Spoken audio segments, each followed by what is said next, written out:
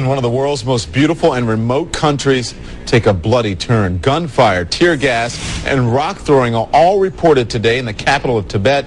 We've got the latest for you. All right, so this place we know should be known for peace, right? But that is not what is happening here lately. Buddhist monks demonstrating for independence from China. Ethnic Tibetans join in, and soon the streets are filled with screams, with gunfire, with rioting. And so far, the Chinese government has refused to allow CNN to even enter Tibet. Our John Voss brings us what he knows. He's in Beijing.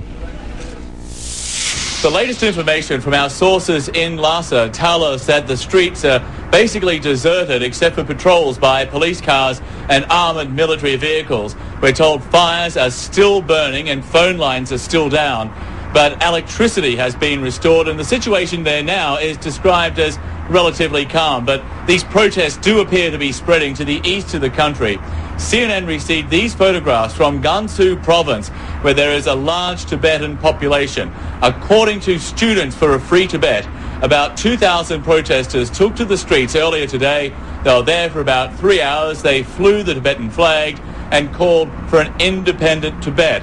All of this comes after days of unrest in Tibet, after monks were marking the 49th anniversary of a failed uprising against Chinese rule. And what could be worrying here for Beijing is that these demonstrations are being joined by ordinary Tibetan civilians, lay Tibetans.